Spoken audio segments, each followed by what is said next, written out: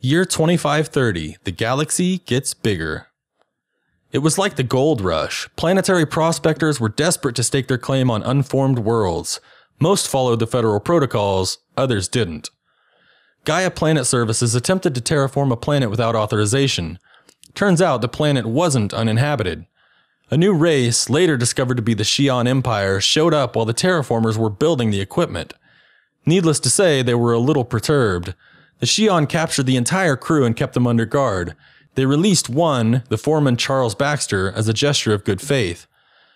Back on Earth, High Secretary Cho, High General Volder, and High Advocate Machado, along with a select subcommittee of senators, gathered to get a clear assessment of what happened from Baxter and what to do about the Xi'an.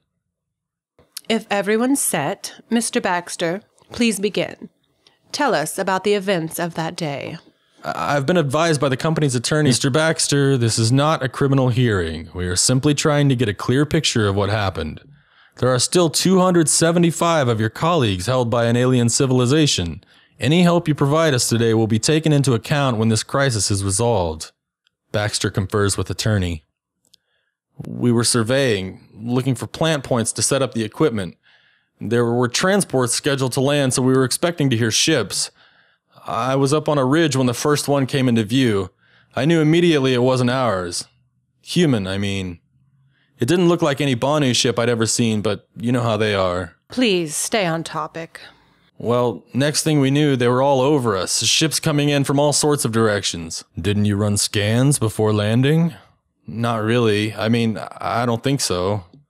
Don't you think it would be wise before attempting to terraform a planet? You don't know what it's like out there. You wait around too long, some other corp will swoop in and process that rock faster than you can blink.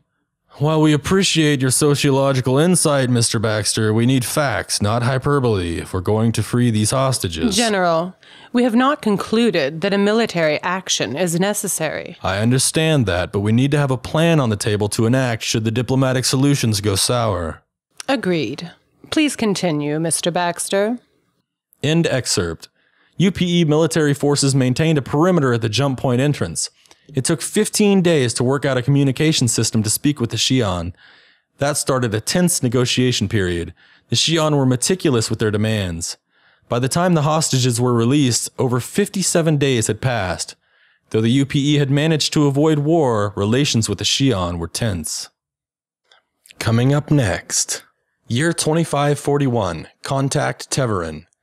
In the Leeward systems, humanity discovers a race called the Teverin who have control over several systems. The UPE first established contact in 2541. While not as technologically advanced as us, they were just beginning to strike out into the universe.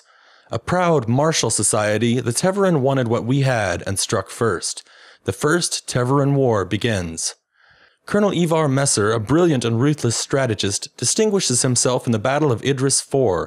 He quickly becomes the pride of the military and the face of the war. Would you like to know more?